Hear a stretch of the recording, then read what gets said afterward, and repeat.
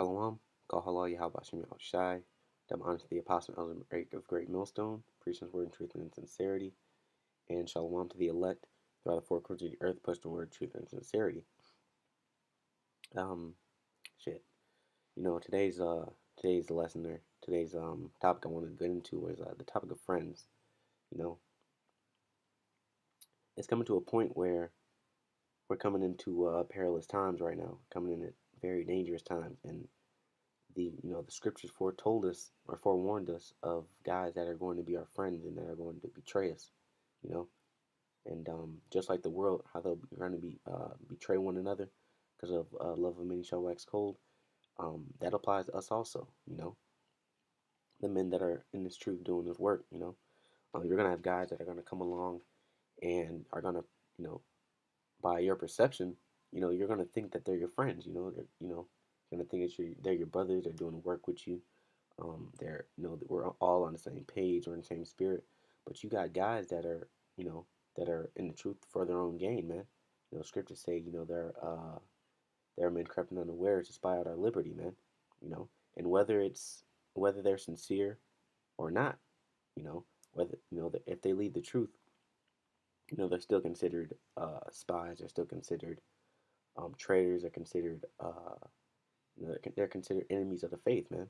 You know, and that's we're gonna see a lot more of this happen. This latest scoffer endeavor that's been happening lately is nothing compared to what's to come. The worse and worse the worse and worse these times get, the um, the more these prophecies start to roll. The closer and closer we get to the end, the more and more people you're gonna have betray you. So it's up to it's for the men of the Lord to have tough skin about this. But enough of my rambling. Let's go straight into the scriptures. This is 2 Timothy 3:1. This know also that in the last days perilous times shall come. For men shall be lovers of their own selves. Now this scripture is not just talking about, the world. It's um not talking about just people that are outside of the faith, man. This is talking about, brothers in the faith also, you know, because the more and more this world starts to wind down, the stronger and stronger all of these demons that the scripture speaks about starts to get stronger and stronger, man. And brothers are gonna take heed of these demons, man, and end up, you know, being one or many of the following. For men shall be lovers of their own selves, covetous, boasters, proud, blasphemers, disobedient to parents, you know, unthankful and unholy, and unthankful, unholy, and disobedient to parents, blasphemers, proud, boasters. All this whole verse goes together in a nutshell, man. You know, verse 2, verse 3, verse 4, these all these things that these guys are going to become, all wrapped up in one spirit, man. Without natural affection, truce breakers, you know. They're gonna break their oaths to the Lord, man, that they made, when they came into the truth. False accusers, you know. We're seeing that a lot lately. Incontinent, fierce, despisers of those that are good. So you're gonna have brothers that are gonna despise you, you know, and they're gonna become your enemy because they don't like you because of the simple fact that you're doing the work and they're not, or whatever the case may be. Traitors, you know. So you're gonna have a lot of traitors, man. This is just the tip of the iceberg. Yakanan, yes, Yashar Mathba, um, uh, ITRs are tried and refined, whatever they call themselves. You know, all these guys that were once part of the Great Millstone, man, they turned tail and they ran away, man. They became traitors, heady, high-minded, and they are high-minded, man. They think they have more knowledge than the men that taught them, and that's very high-minded, and very carnal. Lovers of pleasures more than lovers of the Most High, having a form of godliness, but denying the power thereof. From such turn away. So we're supposed to turn ourselves away from these people, man, because now they've become our enemy. You know, now they've become our enemy. And they've become and they were once friends, man, and it hurts to see guys that were once laboring with you, that were the guys that you once called brother, or the guy that you once went into battle with, become your enemy and fight for the other side, man. That's that's a hell of a that's a hell of a blow to take, man. This is Psalms 41:9. Yea, mine familiar friend, in whom I trusted, what did eat of my bread, had lifted up his heel against me, you know. So now what this is saying, like, man, King David was saying, man, and this is when Saul was trying to kill David, man. He said, man, like, dang, my like Saul was my friend, like this is a guy that I ate with, that I went in a battle with, that I served. He was my king, and now he's trying to kill me, you know. That's the same thing, same way we look at these guys, man. You know, we went in a battle with these brothers. We fought with these brothers. We ate. You know, I've um I've uh I've taken care of these brothers. They've taken care of me, but now they're against me. You know, and that's like I said, man, that's a heavy blow to take, man. You know, Sirach chapter 37, Slakia, if I'm not mistaken, 37 verse 1. Every friend saith, I am his friend also, but there is a friend which is only a friend in name. Is it not a grief unto death when a companion and friend is turned to an enemy? You know, and it is. It is because it hurts, man. It makes you not want to trust nobody ever again. You know, but for the men of the Lord, it's not that we shouldn't trust anyone, because there will be 144,000 and one-third elect. But we should be more mindful of who we trust and who we call friends, man. We have to be more spiritual about things now, because the whole fact of the matter is, Scripture say, lay hands on no man suddenly, you know. And if you get us a friend, prove him first, you know.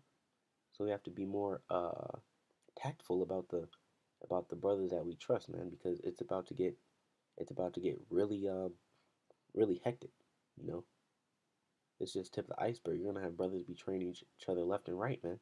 You know, the 2/3 are gonna be betraying 1/3 left and right. Let me say that right. O wicked imagination, whence camest thou in to cover the earth with deceit?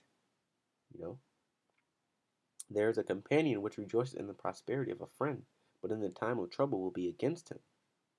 You know, and this is the time of trouble for seemingly for Great Millstone, but just because brothers see that everyone's coming up against Great Millstone, they want to tuck tail and run, you know, which that's not being spiritual, because if you read the scriptures say that everyone's going to hate the true prophets of the Lord, you know, and whether they like it or not, we're the only ones pushing prophecy.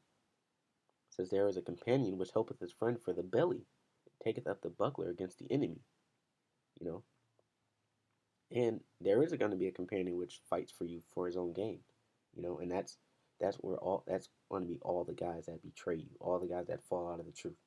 You know, they were serving, you. They were fighting with you only for their own gain. You know, not for Yahweh Shem Shai. You know, they don't even believe in Yahweh Shem Shai. You know, because when they leave, they show you what they believe in, which is nothing. You know, which is themselves. This is Slakia, Sharp chapter 28, verse 9. A sinful man disquieteth friends, and maketh debate among them that be at peace. You know, like I said, when they leave, they show you what they believe in, which is nothing but chaos and disorder, man. You know, as soon as they leave, what happens? They go straight to making slander videos, trying to spark up past situations and past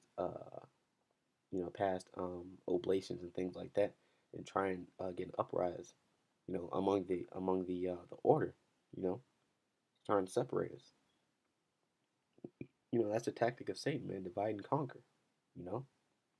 But the thing is, these guys, man, they weren't truly our friends, man. They weren't truly part of the fight. They weren't part of the faith, man. And ultimately, they're not part of the elect.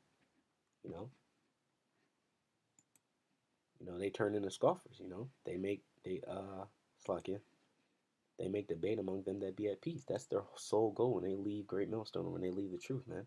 You know, to try and discredit the faith. You know, but this is what us being men of the Lord, and being more spiritual. This is what we have to do. You know, this is Sirach chapter 6, verse 7. If thou wouldest get a friend, prove him first, and be not hasty to credit him. For some man is a friend of his own occasion, and will not abide in the day of trouble. You know, so you have to prove a friend by only time proves a friend, man. You know, the things that you go through, the things that you encounter together, and things like that. You know, But even then, you have to think, have a thought in the back of your mind like this man might one day betray me, you know. And there's a friend who, being turned to enmity and strife, will discover thy reproach. Those are the guys that fall out, man. They're turned to enmity and strife, you know, not because most of the time because we push them there, but a lot of times because they hearken on their own demons, man, and they take those demons and they take what the demons say for reality, you know. Again, some friend is a companion at the table and will not continue in the day of thy affliction, but in thy prosperity he will be as thyself and will be bold over thy servants. If thou be brought low, he will be against thee and will hide himself from thy face, you know. So no matter, so this scripture here is covering a friend from all angles, man. You know, and needlessly, I'm not gonna break the whole thing down because it should speak volumes. It should speak, by itself. Separate thyself from thine enemies and take heed of thy friends. And that's the key point there.